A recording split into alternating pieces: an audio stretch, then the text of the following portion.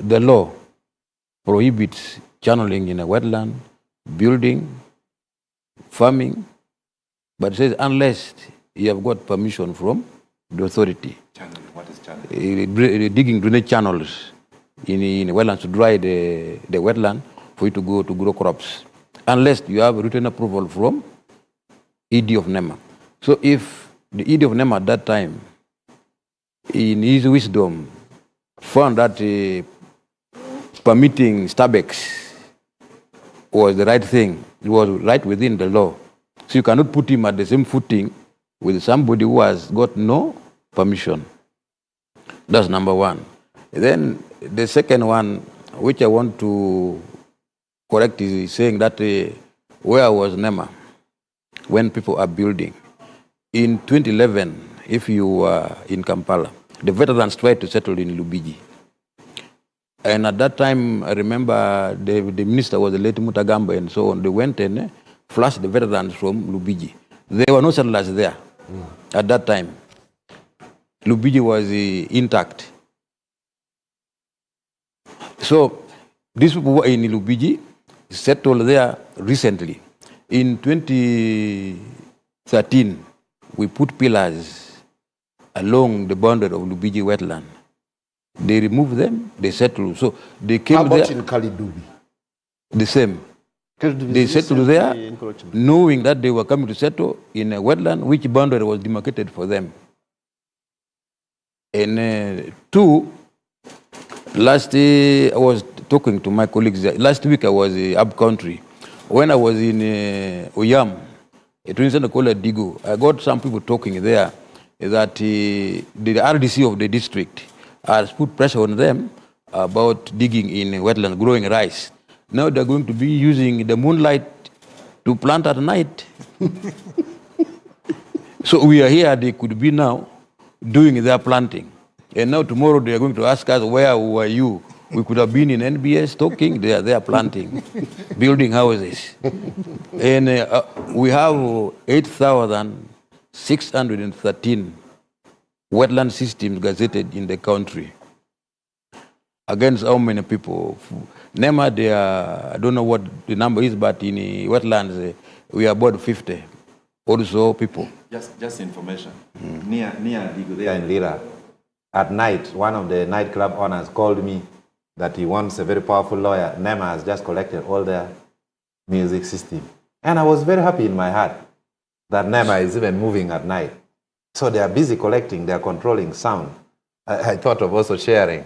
Much as others are planting rice at night, the NEMA is removing the music system from the nightclub. The next one, we went to Tororo to demarcate Ligaga wetland. When we had gathered, people were talking.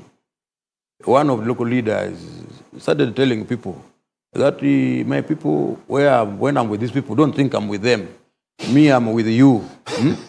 You open your ears from this side to the other side, let them talk. Because when they are coming here, they will always say hello in my office. I will always tell you that they are coming.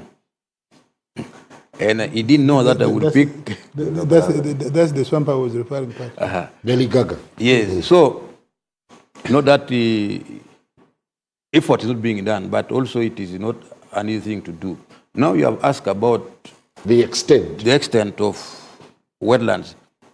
In 1994, we had about 37,560 square kilometers of wetland. Now we have about 33,600. We have lost 2.5% of the wetland coverage. We can't recover them. And we have about 4.7%, which is degraded, could be under rice field, which can still be recovered. And that is where we are now trying to do some restoration and recover. Why do you go for human settlements and spare big investments like factories? I'll give you a typical example. Just here in Busega, by the roundabout, that place was filled in broad daylight. Which place? The milling place around Busega. I think that's a misconception which has been common. The Mandela mirrors. Yes. Mandera Mirrors has never been a wetland. we can go on satellite images. We've done this analysis because it kept coming. Mandera Mirrors, where they are located, is where the road used to pass before changing the routing. So where they are located has never been a wetland. They may be a wetland. That's true. But where they are located is not a wetland. And if you want But there was filling. No. In fact, there was excavation. Those of you who have passed there recently, you know, we had a problem of a heap of soil there, which was causing uproar amongst the public. The people in Busega were about to protest that there is a mountain coming up which is about to close a road. So they were excavating actually soil to build an underground part of the factory. So it is not true that the Mandela Mirrors is in a wetland. But as coming back to your question, it is true there are many factories in wetlands. Namave is one example. Mbale Saino, China, Uganda Partnership Park is in a wetland. So in the past, industrial parks were established in wetlands. Why? Because that's the easiest land the government could get to give investors. But since 2021, the president issued a directive: no new factories. Okay. But by law, are these factories legally? Yes. They were allocated there by government. They went through due process. Which statute then? The National Environment Act, the Uganda Investment Authority Act. NEMA, for example, was gazetted as an industrial park. Titles were issued. Government issued lease titles owned by UIA to investors. So they are there legally. Because it sounds now that the only lawful person that can encroach the wetland is government. That is how you're sounding. But other individuals, no.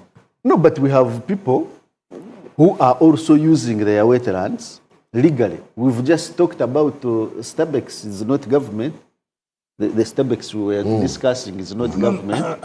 We have several other people who are not necessarily government. Speak Resort Munyonyo. No, Part of it is a wetland. I thought this. Speak Resort Munyonyo is a lake shore. Lake shores are allowed to be developed for recreation. In fact, recreation resorts, marinas are meant to be in lake shore. But to do so, you must have conducted an environment and social impact assessment, and you must be guided. I submit of a contradiction here. No, I don't think. I think it's a lack of information, probably on your part, Mr. Moderator. This is how the law works. The law cannot say don't. Or when it does don't, it provides, it gives a proviso, the exception. Yes. And what is the exception? That the government or an authority, for example, KCCA, can go to NEMA and applies for the gazettement of land. Could be wetland, could be lakeshore, could be whatever.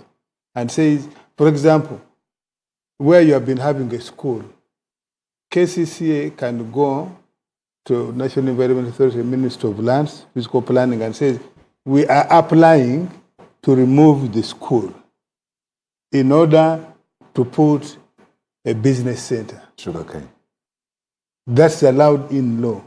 And I think that's what the government of Uganda did in the case of Namave, in Namave for industrial park. Because remember, that was the time when we were so thirsty as a country for industries, that we want industries. Yeah. Private people, you remember, were already given away land being owned by the Ugandan.